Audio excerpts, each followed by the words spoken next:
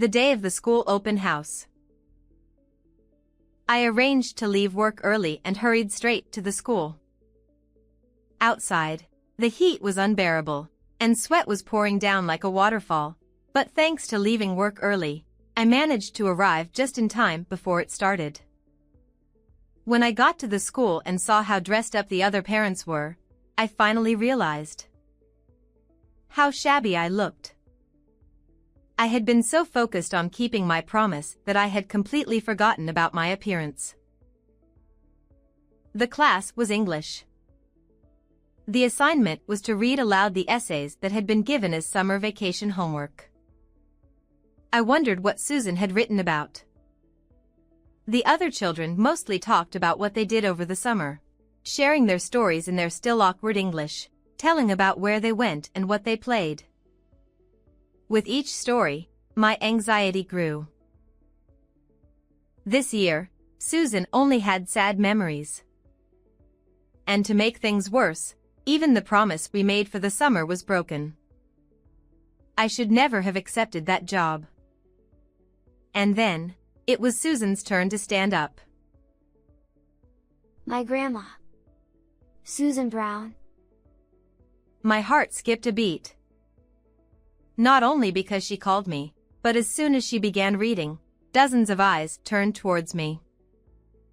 For those who didn't know the circumstances, they must have wondered why her grandmother was there, and so I became the subject of their curious stares. I didn't mind that, but I couldn't stand the thought of something happening to Susan. My grandma is a liar. Cold, judgmental eyes rained down on me, still in my shabby work clothes. And not just that. I could even hear faint giggles coming from somewhere unseen. At that moment, my heart shattered into pieces. Grandma, can you read this? Let's see, hold on. My glasses, where are my glasses? Kathy, can't even read without my reading glasses anymore. Fortunately, since it's a children's book, it's not difficult, and the text is fairly large, so it's relatively easy to read. When I finished reading, I realized my granddaughter Susan had fallen asleep. She will likely ask me to read it again next time she comes over. Looking at her sleeping face, I finally understood the phrase "so precious you wouldn't mind putting them in your eye." No matter how many times I look, she's always adorable. Susan, it's time to go home. Oh, she's asleep.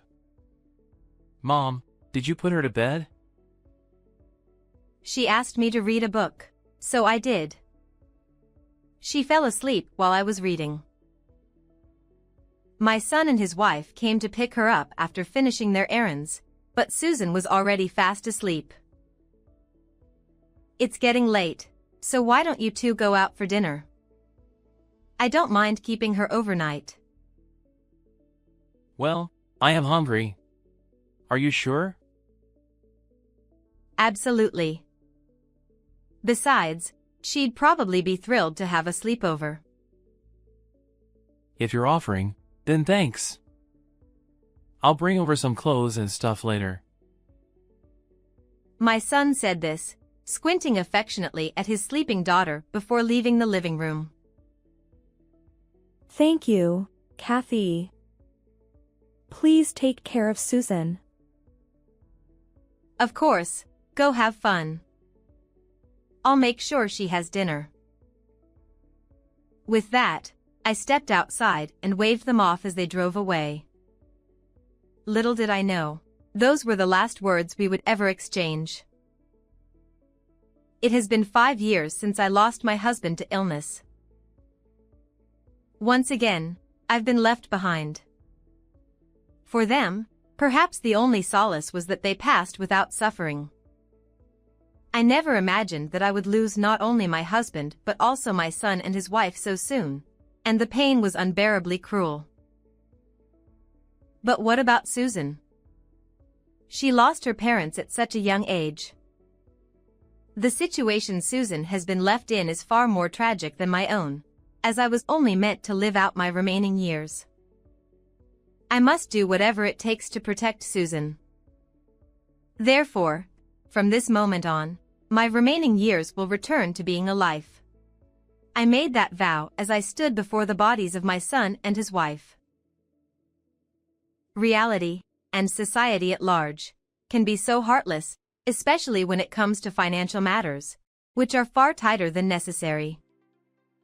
I hadn't been completely unaware of it before, but now, faced with the task of raising a child again at my age, the weight of that realization pressed down on me.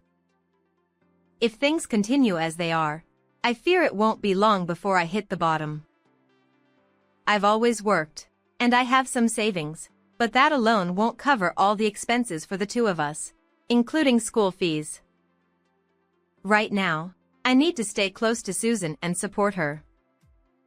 But once things settle down, I will need to take on more work.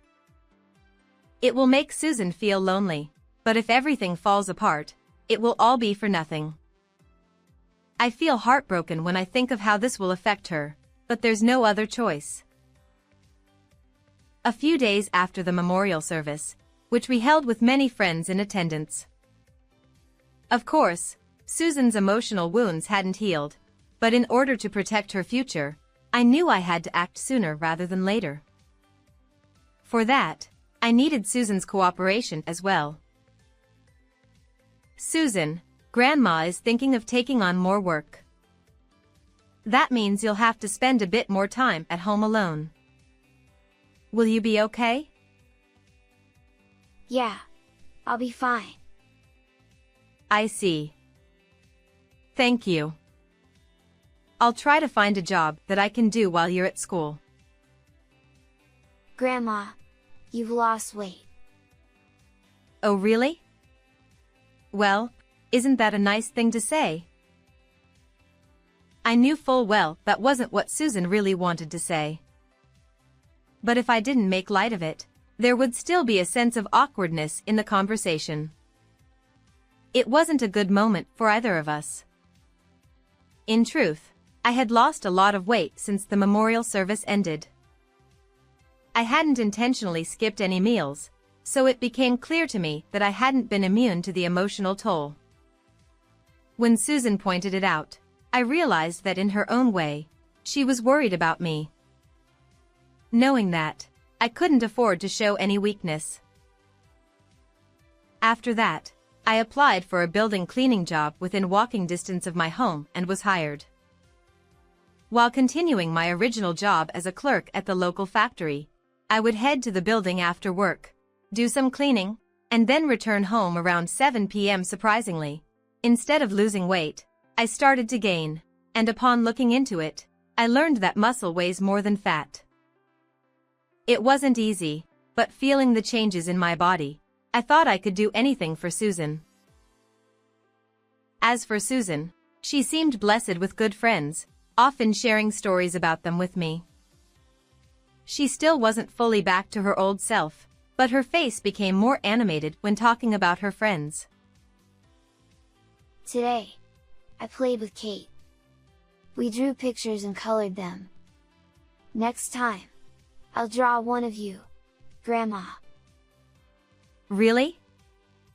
That makes me happy. I'll be looking forward to it. If only I could capture just this one page. How wonderful it would have been, a simple and beautiful scene of a grandmother and her granddaughter sharing a quiet moment of happiness.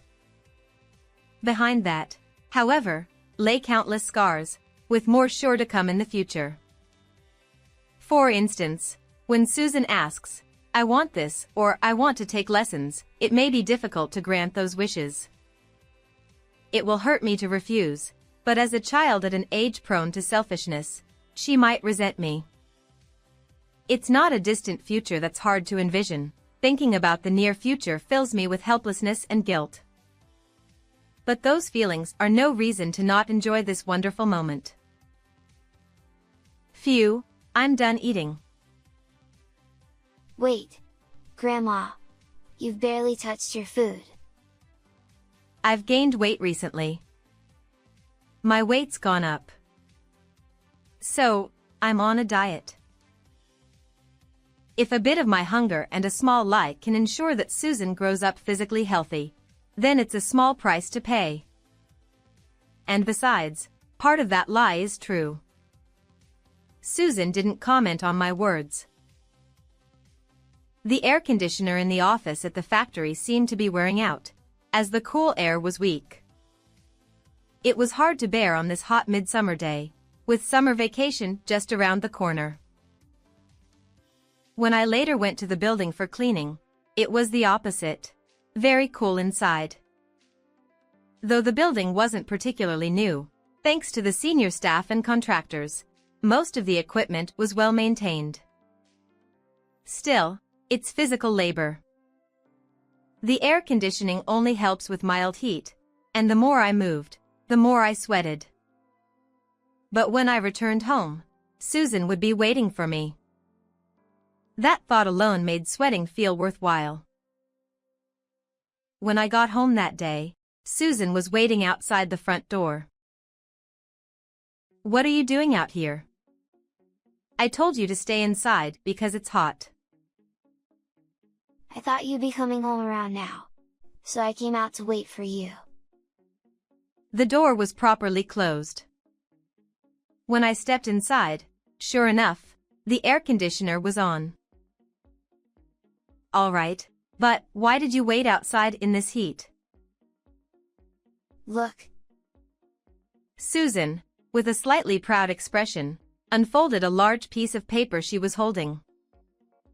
I couldn't make out the fine print, but in the top right corner, I saw a big red 100. I got a 100 on my test. That's amazing. You worked really hard. I had never once told her to get good grades or even to study. There was neither time to say it, nor the inclination to do so. Whether that was a good thing or not, I didn't know, but at least Susan had pursued her studies of her own volition and proudly achieved this result. Most importantly, when I praised her, Susan smiled. It was the first time I had seen that familiar smile since that day. Though it was a bit late, I decided we should celebrate by going out for dinner. Granted, the most I could afford was a modest restaurant nearby, but it was still a treat. "How's the food, Susan? Is it good?" Yeah, it's delicious. Susan had chosen spaghetti with meat sauce. She was no longer at the age for a kid's meal, but she was still just a child, with a little bit of sauce smudged around her mouth. Though her smile had faded, her usual heavy, clouded expression was gone. That alone made me indescribably happy. Then, suddenly, I had an idea. "Susan, why don't we go to an amusement park next time?" It was really just a spontaneous thought, but Susan, in her own way, had made me genuinely happy today. Now, it was my turn to return the favor. Thanks to all my hard work, I had saved up just enough to afford a day out. Really? But, are you sure? If Grandma says it's fine, it's fine. Or, do you not want to go? I could always go by myself. No, I want to go. But... Then it's settled. We'll decide when to go later. Okay. Perhaps she still felt hesitant. Under normal circumstances, a child her age would jump at the chance to go to an amusement park. But our family has circumstances, and even as young as she is, Susan seems keenly aware of them. We don't have the luxury to be carefree, but we aren't so desperate that we can't even take a rare day off. Understanding that difference might be difficult for her, so I'll need to show it through my actions. You've got sauce on your mouth. As summer vacation progressed, 2 days before the promised day, I received a rare phone call. "Hello? It was my supervisor from the building cleaning job, Beth. Oh, hi, Kathy? Sorry to call so late. Do you have a moment? Yes. Is something wrong? Apparently, this afternoon, there was a small accident during cleaning, and one of the senior cleaning staff had injured his head. Since the injury was to his head, they were taking extra precautions and had given that person some time off, but now someone needed to cover their shifts. I'm filling in tomorrow, but Kathy, could you take the day after tomorrow? I almost instinctively replied, sure, but I stopped myself just in time. The day after tomorrow. This was the day I had promised to take Susan out. What should I do? Emotionally, I felt I should refuse because I had a prior commitment. On the other hand, morally, I felt that since my boss had been flexible with my schedule, I should help out. Give me a moment to check, I said. After a few agonizing seconds, I finally broached the subject with a heavy heart. Susan, I'm sorry. I got asked to work the day after tomorrow. Would it be okay if? It's fine. I'm not a little kid anymore. Besides, I already had pasta. Her expressionless response squeezed my heart. I'm sorry. I promise we'll go somewhere even bigger next time. Okay. I told myself, this is for Susan's sake, to protect her. If I didn't, my heart would collapse under the weight of guilt. In the end, I never found the time to take her to the amusement park, and summer vacation came to a close. Susan never said anything about it, and she still talked to me like usual, but I knew there had to be some lingering resentment in her heart. One day, after several uneasy days had passed. Open house? Yes. This Friday. I want you to come. After what happened last time, I couldn't easily make a promise. But this time, I felt that I had to make a promise and keep it. All right. This time, I promise I'll be there. Yes, no matter what. The day of the open house. I managed to arrange to leave work early, and I hurried straight to the school. The heat outside was unbearable, with sweat pouring down like a waterfall, but thanks to leaving early, I just barely made it in time before the class began. When I arrived at the school and saw how well-dressed the other parents were, I finally realized how shabby I looked. I had been so focused on keeping my promise that I completely forgot about my appearance. But at this point, there was nothing I could do, so I just tried not to think about the stares around me. The class was English. The assignment was to read aloud essays that had apparently been given as summer vacation homework. I wondered what Susan had written about. The bell rang, and the children, who had been chatting noisily, quietly took their seats. The other kids mostly talked about their summer experiences, telling stories in their still awkward English about where they went and what they played.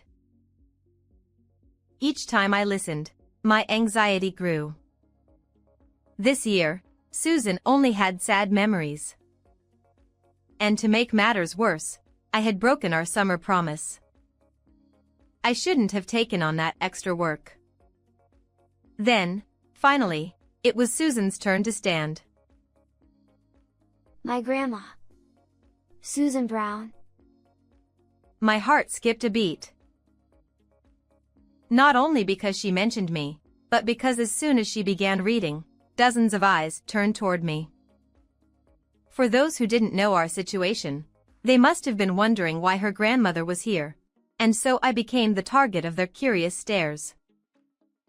I wasn't bothered, But I couldn't bear the thought of anything happening to Susan because of this. My grandma is a liar. The unexpected words from her mouth pierced me like a knife. As I suspected, Susan must have been holding a grudge, even if she didn't show it. I was the only person in the room who could be described as grandma, and I felt cold, judgmental stares raining down on me in my shabby work clothes. Not only that, but I even heard faint giggles from unseen sources, and at that moment, my heart shattered. I hunched down, slipping past the other parents, and left the classroom. There were still a few parents in the hallway, but it was better than being in the classroom. Susan, louder than the other children, continued reading her essay. Because of her volume, I could still hear every word, even from the hallway.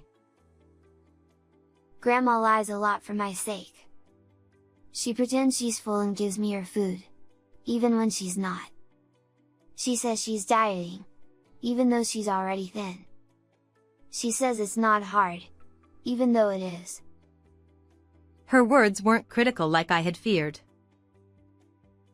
I hate it when Grandma holds off on buying nice clothes for herself. I hate it when she apologizes for not being able to buy me new clothes. I hate it when she keeps apologizing for not taking me to the amusement park. I hate it when she lies and sacrifices so much for me. But I love my grandma very much. It turned out that all my worries were unfounded. I thought she had every right to criticize me, but instead, Susan had been genuinely concerned about me. I couldn't help but press my hand to my eyes as tears welled up. I want my grandma to stay healthy and happy for a long time. When Susan finished reading, the classroom erupted in applause, far louder than anything that had come before. As I returned to the classroom, the same parents who had previously given me cold stares rushed over, offering apologies and words of admiration. Among them was one parent who approached with different words than the others. Mrs. Brown, right? My daughter's always talking about how much she appreciates Susan. I fumbled for words, and the woman in front of me apologized and introduced herself. I'm Emily Smith. My daughter's name is Kate. She's been very close with Susan. Kate. That name sounded familiar. As I racked my brain, I quickly remembered. It was the name of the friend Susan had mentioned drawing pictures with. Oh, Kate. Yes, Susan always talks about her.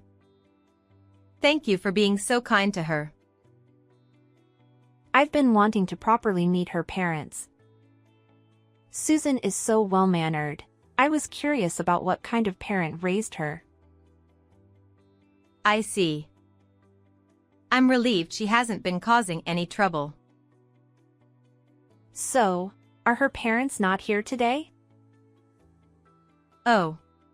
It seems Susan hadn't mentioned anything about our situation. I dreaded having to explain, but there was no way around it. Actually. Oh no. I'm so sorry.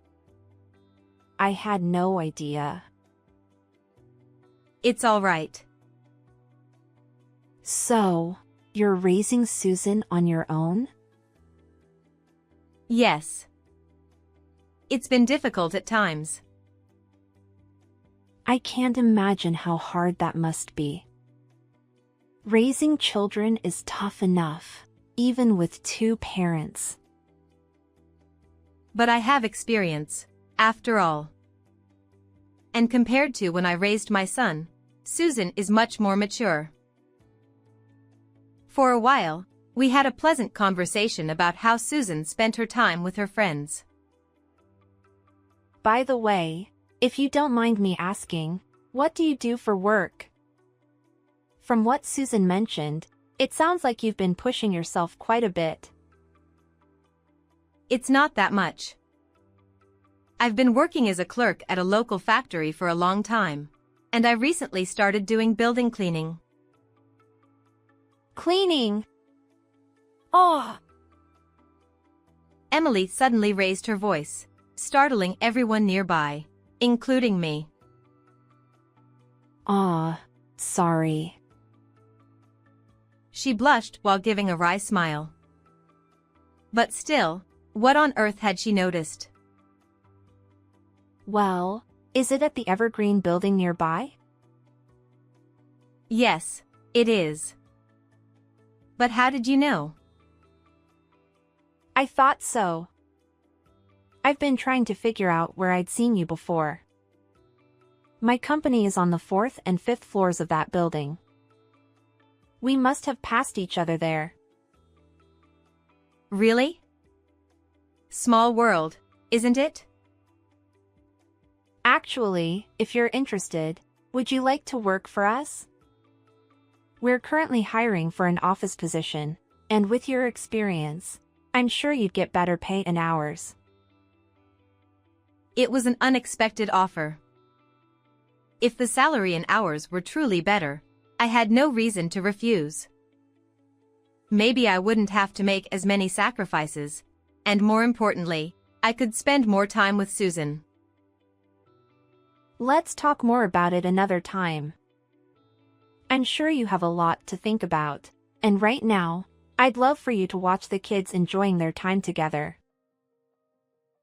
I followed her gaze and saw Susan, Kate, and a few other children gathered around the same table, laughing and playing. Since becoming friends with Susan, my daughter has been enjoying school so much more.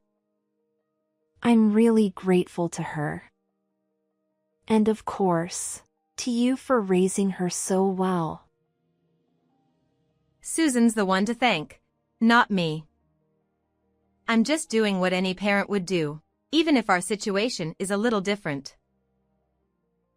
Still, please take care of yourself. Susan would be devastated if something happened to you.